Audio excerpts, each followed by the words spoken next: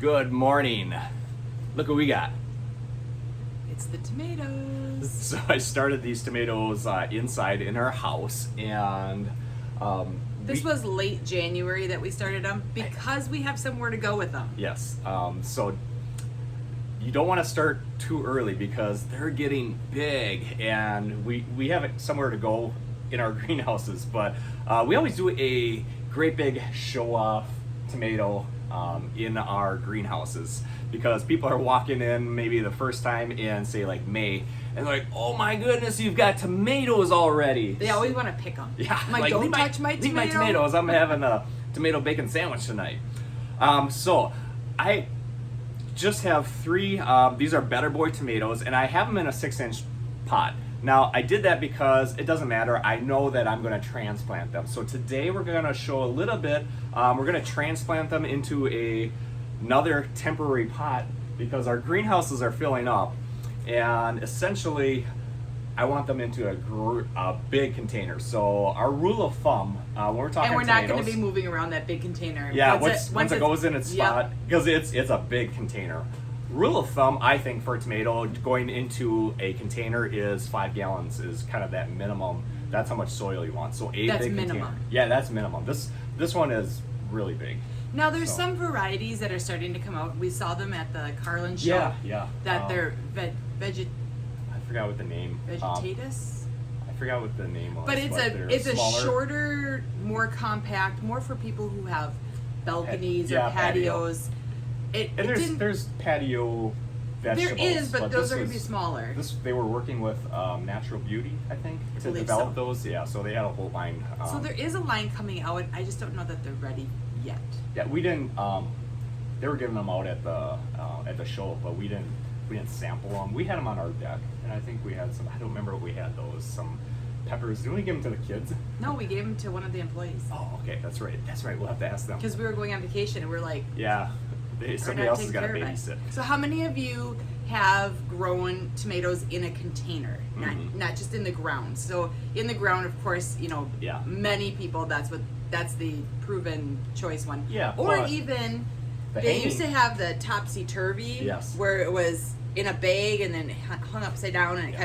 kind of grew Yeah. up. Those were so popular for a long time, and my dad did that. I mean, probably 10 years before that was popular. He just didn't patent it. So darn, Dad could have made just buku bucks on royalties. But the problem with having a tomato like that, Mm. and so tell us first off, have you planted them in containers other than just in the ground Or upside down. or upside down? Does work, The yes. problem with tomatoes and planting them in a container or upside down, they get so big. Yeah. They get so big that the fruit gets really heavy and they drink a lot of water. So Yes. you run out of soil fairly quick. Right.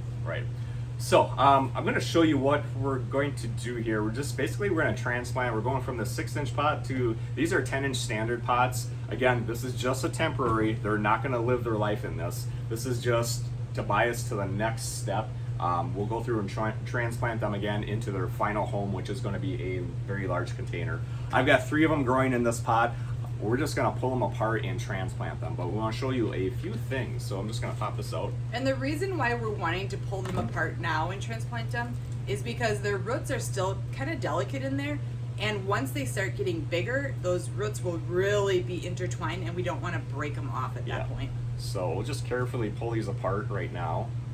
And let's set that one there. Can I start planting this one? Sure.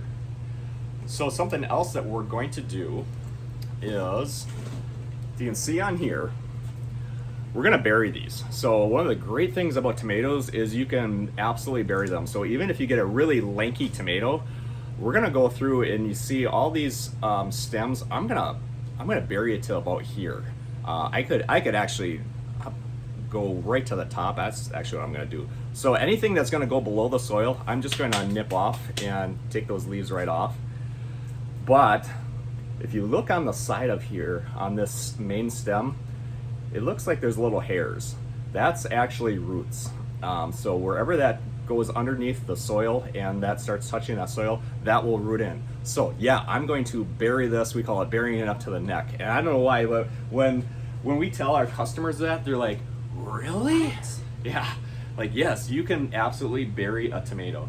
So now that's just tomatoes. Just tomatoes. That does not work Does with not your... apply to peppers or cucumbers. I'm going to do that to my cabbage. No, don't do that. Don't do that.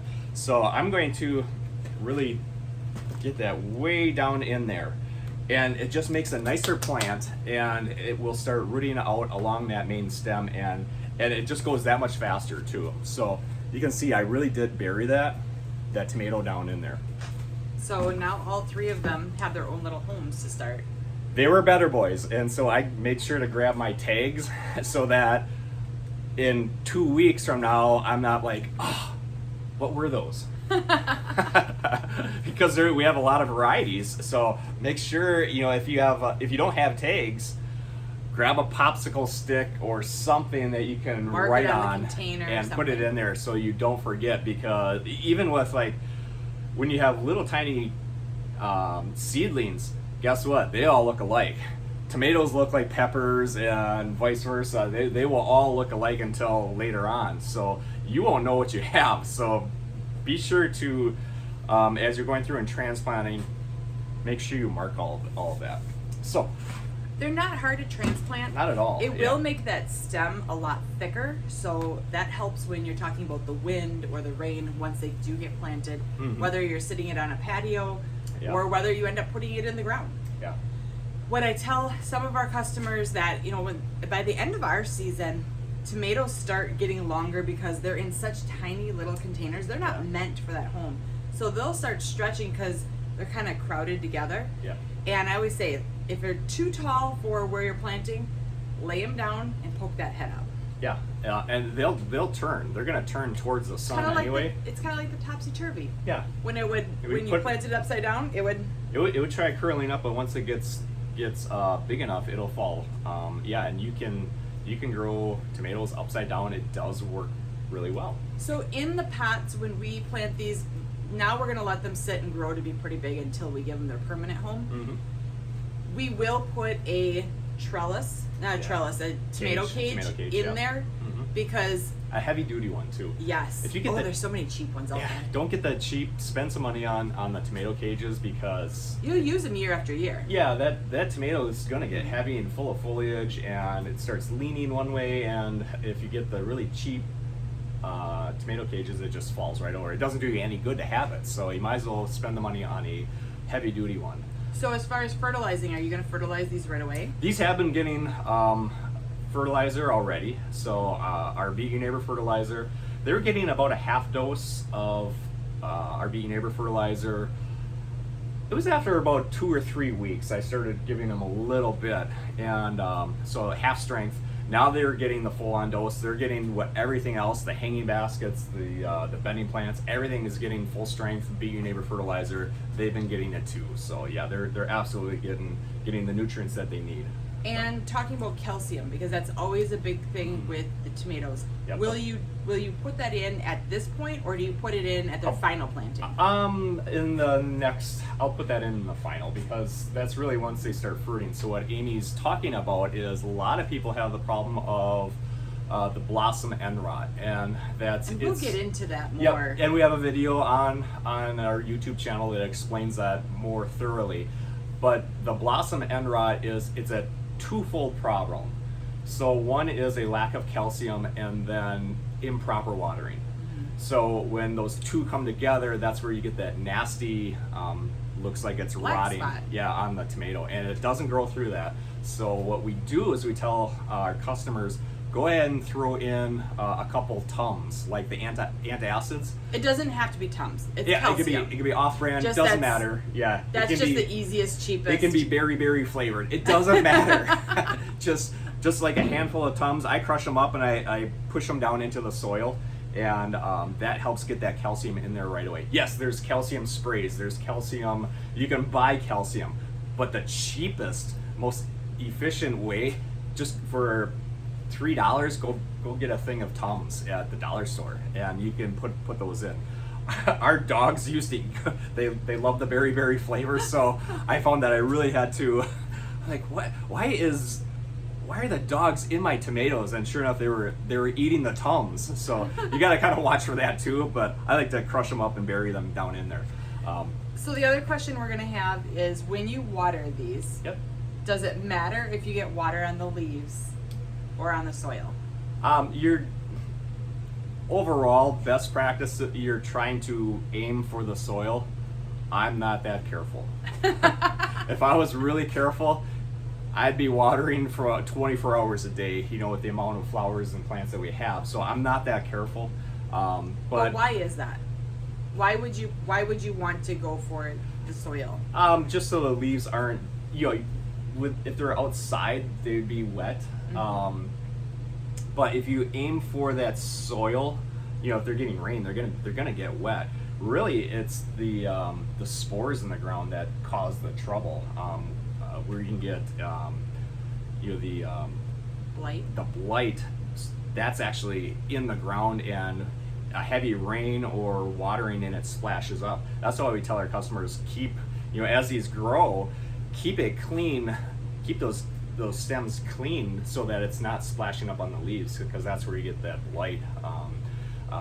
That splashes up and But at this infects stage, the rest when of the you're plant. just planting, Yeah, I'm not. they're that gonna careful. grow out of this so quick. They're gonna be Oh. up like this, and we'll start taking off some bottom leaves. Probably in 2 weeks we'll show these, and they'll be like this already. They'll be ready to I'll have be to put that on the transplanted. calendar. Yeah, it won't take long. So that's a couple tips on tomato plants. And a reminder, if you already planted your tomato seeds and you're going, oh boy, they're getting kind of tall, you can transplant them. Buy Transplant yourself some time. Shove them way down in that soil, like right up to the neck. Make sure you clean the stems off of any foliage that's going underneath the ground. So that's a couple of quick tips on tomato plants. And we have a new retailer of our BYN Fertilizer that we want to highlight.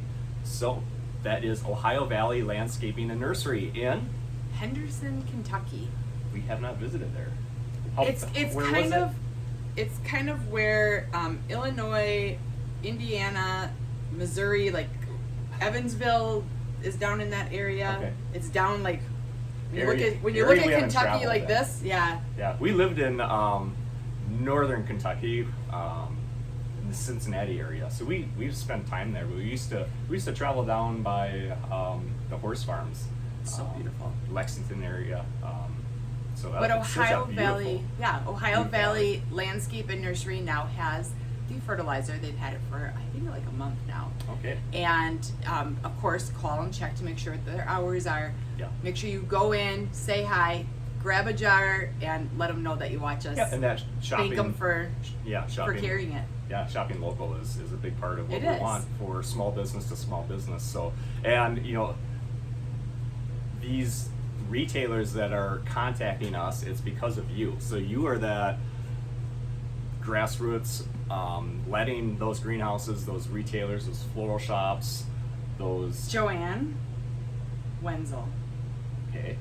She's one of the viewers. Yeah, she was emailing. She was emailing all the greenhouses and copying us in the emails, and That's we're just like, awesome. "Oh my goodness, thank you so much!" And like, then they contacted us. They did. They're like, hey, What's going on here? One of our customers says we should carry this. What's not like what's the deal with that? They're like, give us more information. yeah. So that's the grassroots movement. The word of mouth. We can't. Mm-hmm. You literally can't buy that. Thanks, Joanne. Yes. So I'm not even sure who she is, but thank you. yeah. So yeah, letting those retailers, those potential retailers know about us. That's that word of mouth, and that's where you come in, and that's how you get it in your area. Now we do ship directly to 48 states. Correct. But we really want to be in greenhouses and floral shops and boutique stores. We really and- want you to go into another shop and have that conversation of, hey, you should carry this, or oh, you have Yeah. it. Yeah. Like, we love to see that, and Yeah, I absolutely. love talking with other businesses. Yeah.